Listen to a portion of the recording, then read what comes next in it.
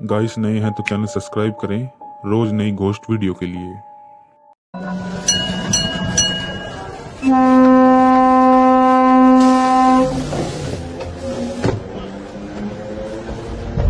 ऋषि तकरीबन 7 साल के बाद में गांव गया था।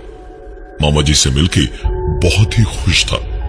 गांव के अड़ियल और कच्चे रास्तों पर ऋषि के मामा जी की जीप फर्राटे से चल रही थी। इस रात के वक्त रास्ते भर बातें करते करते घर पहुंचकर खा पी के बैठ के मामा जी ने ऋषि को गांव की एक से बढ़कर एक कहानियां सुनाई। लेकिन एक कहानी थी जिसने ऋषि का सिर्फ ध्यान ही अपनी ओर नहीं खींचा, बल्कि उसे सोचने पर मजबूर कर दिया कि वो खुद जाकर देखे। वो बात थी मामा जी के घर से 5 मिनट की दूरी पर नदी के उस पार एक लाइब्रेरी की, जो करीबन 30 सालों से बंद थी, क्योंकि वहां भूतों का डेरा था। हो ना हो, कुछ तो गड़बड़ जरूर है वहां। ऋषि के दिमाग में यही चल रहा था, क्योंकि भूत प्रेतों पे रत्ती भर भी विश्वास नहीं था उसे। जब सब लोग आराम से सो रहे थे, उस वक्त ऋषि रात 1 बजे का अलार्म लगा के सो रहा था कि अलार्म बजते ही उठेगा और वहां उस लाइब्रेरी में रात के अंधेरे में जाके सच क्या है वो देखेगा। ठीक 1 बजे मोबाइल की घंटी का अलार्म बजा और ऋषि आंखें मलता हुआ उठा और उसके बाद चुपचाप छुपता छुपाता सबसे बचता हुआ ऋषि नदी के पास पहुंचा तो हल्की हल्की नदी की बहती हवा और पानी की हल्की आवाजों के साथ मिलके झिंगुरों और सारे जानवरों की आवाजें माहौल की खूबसूरती में डर को शरबत में चीनी की तरह खोल रही थी। देख के लगना तो बहुत अच्छा चाहिए था, लेकिन उल्लुओं और सियारों की आवाजें पूरे माहौल को बेहद डरावना बनाए हुई थी। ऋषि सोच ही रहा था कि उस पार कैसे जाएगा, जब एक आवाज ने उसके सवाल का जवाब दे दिया। ऋषि ने देखा तो अंधेरे में एक नाव वाला खैनी हथेली से अपने दांतों के बीच रखता हुआ बोला, क्या हुआ बाबूजी, नदी पार करी हो का? हम पार करा दें? ऋषि ने जवाब दिया, हाँ, जाने के लिए तो आए हैं। नदी पार उस भूतिया लाइब्रेरी में जाना है, चलोगे? नाव वाले ने मुस्कुराकर ऋषि को बैठने का इशारा किया और नाव चल पड़ी। पूरे माहौल में अब ढेर सारी डरावनी आवाजों के साथ नाव की पतवारों की आवाजें भी गूंज रही थी। कुछ आगे नाव पहुंची तो ऋषि ने पानी में हाथ डाला और लहरों में हाथ चलाया ही था जब नाव वाले ने कहा, अरे बाबूजी, ऐसे माहौल में फिल्मी न बनिए। भूत प्रेतों का इलाका है, कहीं कोई हाथ पकड़ के पानी में न खींच ले। ऋषि जोर से हंसा और बोला, अरे हाथ पकड़ के अंदर पानी में खींच लेगा? तुम गांव वाले ना किसी भी बकवास को मान लेते हो, हा?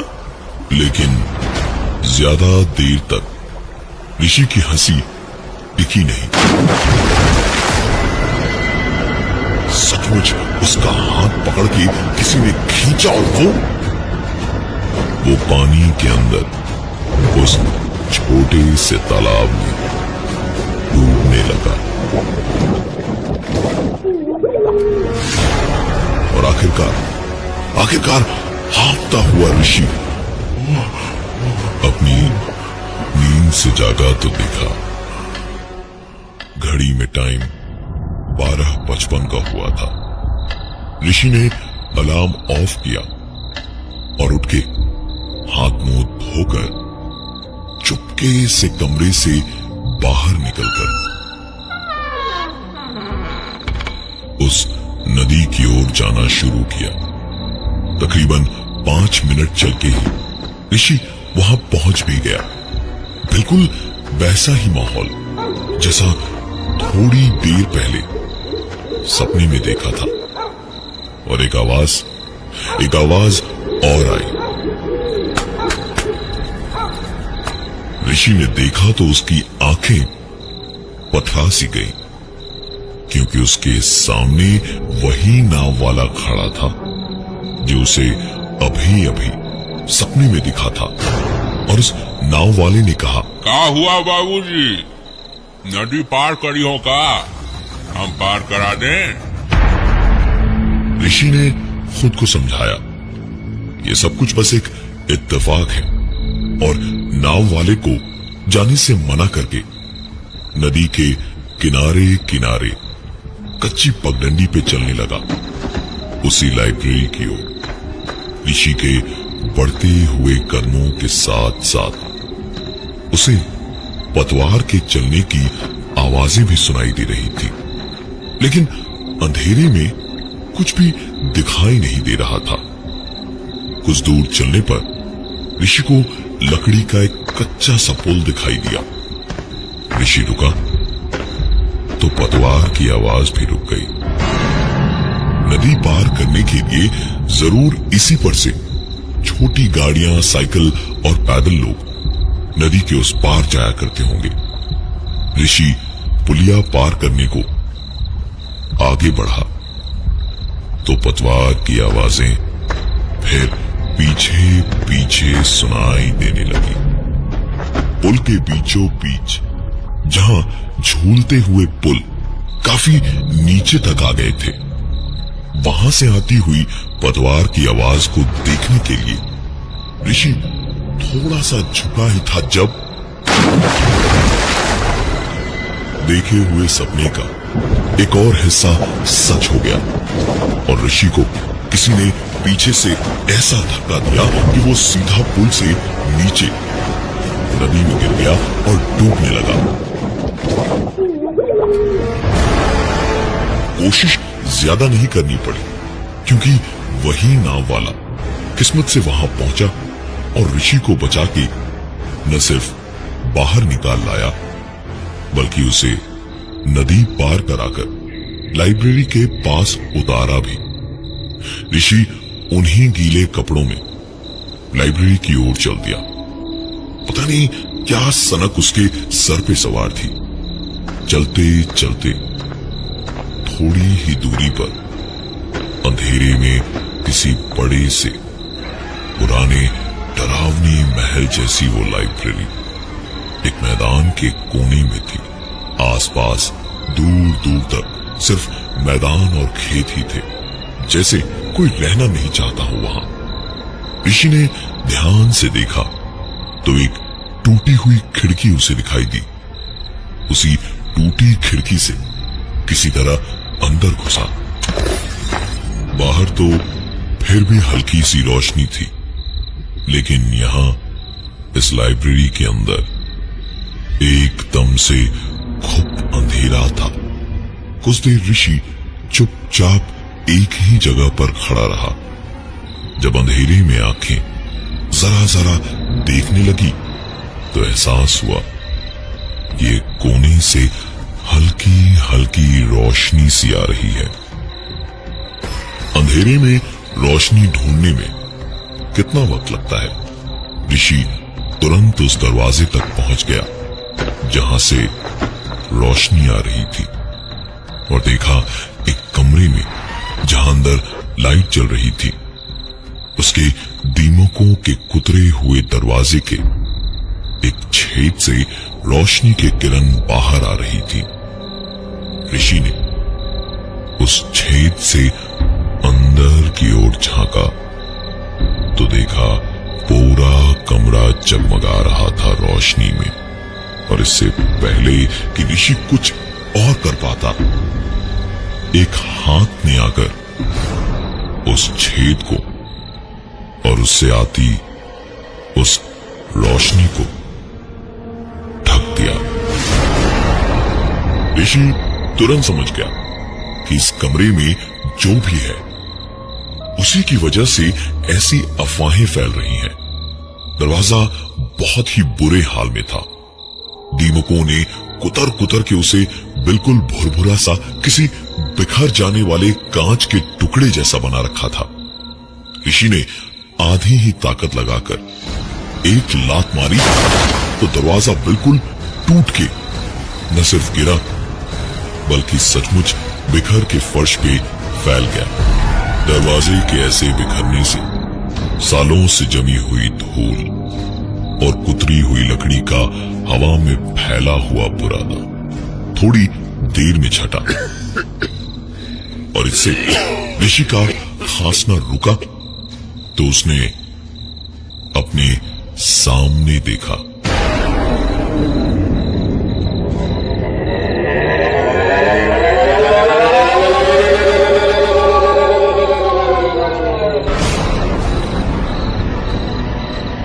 टेबल के साथ लगी कुर्सी पर एक आदमी बैठा था और एक अजीब सी आवाज कर रहा था।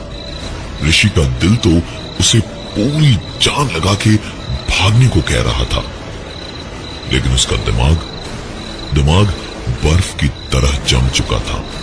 सोच नहीं पा रहा था। चाहता तो था कि वहां से भागे, लेकिन वो अपनी जगह से हिल भी नहीं पा रहा था। ऋषि वहीं जमे हुए देख रहा था कि वो आदमी कुर्सी से उठा और एक के बाद एक कदम बढ़ाता हुआ ऋषि की ओर आने लगा।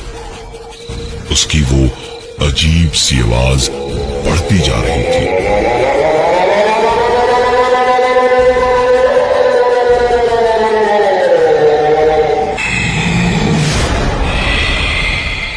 और उस आदमी ने धीमे धीमे 2 कदम ही बढ़ाए होंगे जब ऋषि जैसे बेहोशी से जागा और पलट के भागने को दौड़ा, लेकिन ऋषि किसी तरह दोबारा उठकर कमरे से बाहर भागा तो कमरे की रोशनी से बाहर अंधेरे में लकड़ी के फर्नीचर से टकरा के मुंह के बल जोर से गिरा।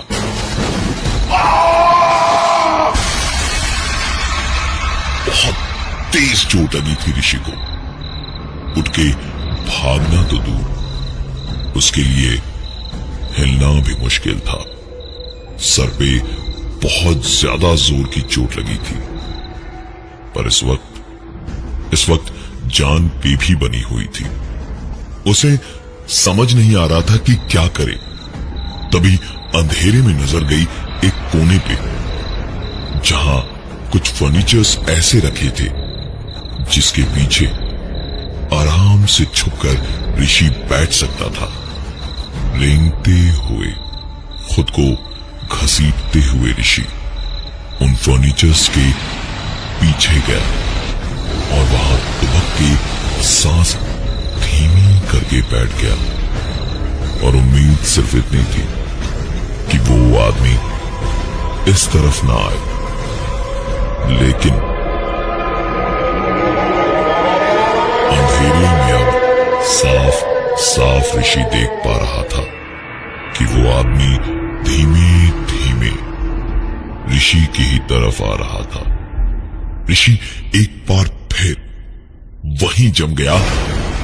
ऋषि चाहकर भी वहां से हिल नहीं पा रहा था और वो आदमी करीब आता जा रहा था और ऋषि के देखते देखते ही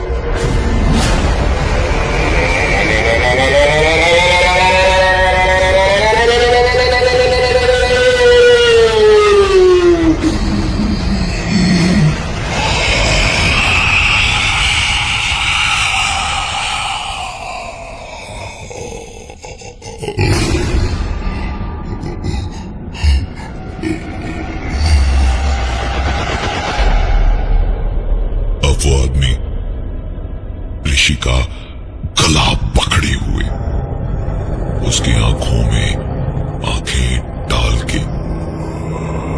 जिस कदर देख रहा था, ऋषि की आंखों के सामने अंधेरा छाता जा रहा था और धीमे धीमे ऋषि बेहोश हो चुका था।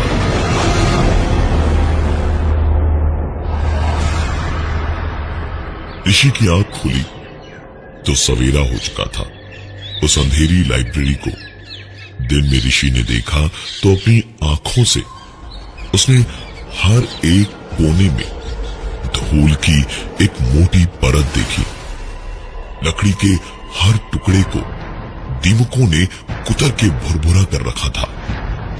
लेकिन अजीब बात यह थी कि ऋषि जिस तरफ से अंदर आया था उस तरफ अब एक भी खिड़की दरवाजा नहीं था। ऋषि ने ज्यादा दिमाग नहीं लगाया और भागने में ध्यान दिया और चारों तरफ बस भागता रहा कि कहीं न कहीं से बाहर निकलने का रास्ता जरूर मिल जाएगा। ऋषि जब एक आसानी से तोड़े जा सकने वाले दरवाजे के पास पहुंचा तो उसे तोड़ने के लिए कुछ ढूंढ ही रहा था इधर उधर जब एक कबूतर आकर उसके सामने गिरा। कबूतर बुरी तरह तड़प रहा था, जैसे बस अगले ही पल उसकी जान निकल जाएगी। पर फड़फड़ाता हुआ वो कबूतर आखिरकार अपनी जिंदगी से आजाद हो गया और ऋषि उसे देखता हुआ बस मामा जी की कही हुई एक बात को याद करने लगा। उस भूतिया लाइब्रेरी में जिसकी भी मौत आती है उसके ठीक पहले एक कबूतर जरूर मरता है। ऋषि के दिल में इस बात को याद करके एक खोखला सा डर बैठ गया था। उस कबूतर को देखते देखते और मामा जी को याद करते हुए वो वहीं अपना डर पकड़ के रोता हुआ बैठ गया।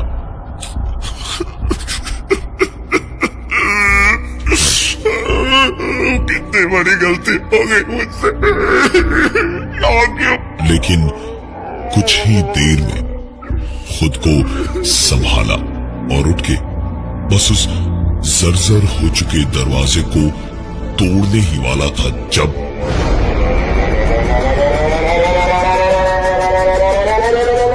वही आवाज एक बार फिर से होने लगी और ऋषि की आंखों के आगे एक बार फिर से अंधेरा छाने लगा। बेहोश ऋषि की जब आंख खोली तो उसने अपने आप को उसी कमरे में टेबल के ऊपर बंधा हुआ पाया जिसके सामने रात को वो आदमी दिखाई दिया था।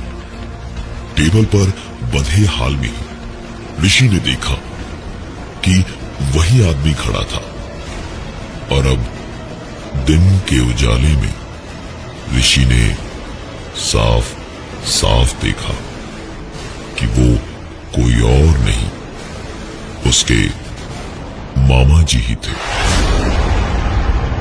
ऋषि के मामा जी उन लोगों में से थे जो समाज के रूढ़िवाद का शिकार हुए थे।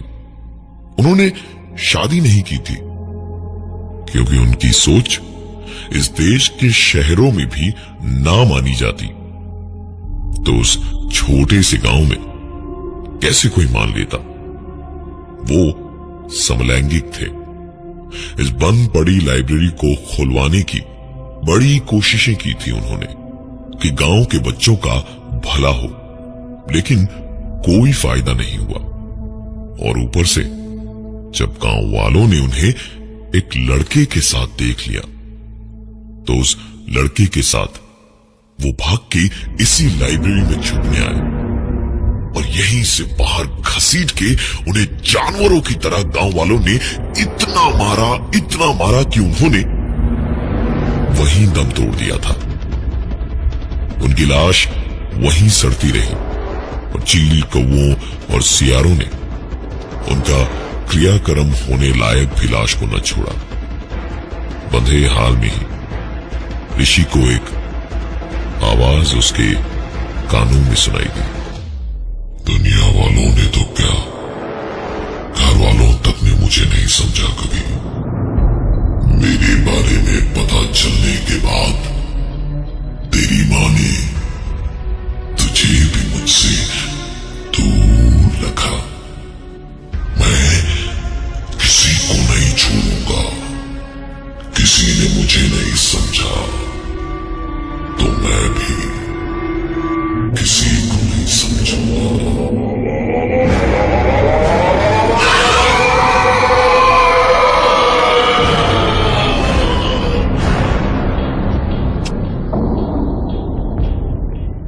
गांव में आज भी वो लाइब्रेरी बंद पड़ी है। कोई उधर नहीं जाता, क्योंकि कहते हैं कि अब वहां एक नहीं 2 आत्माएं रहती है।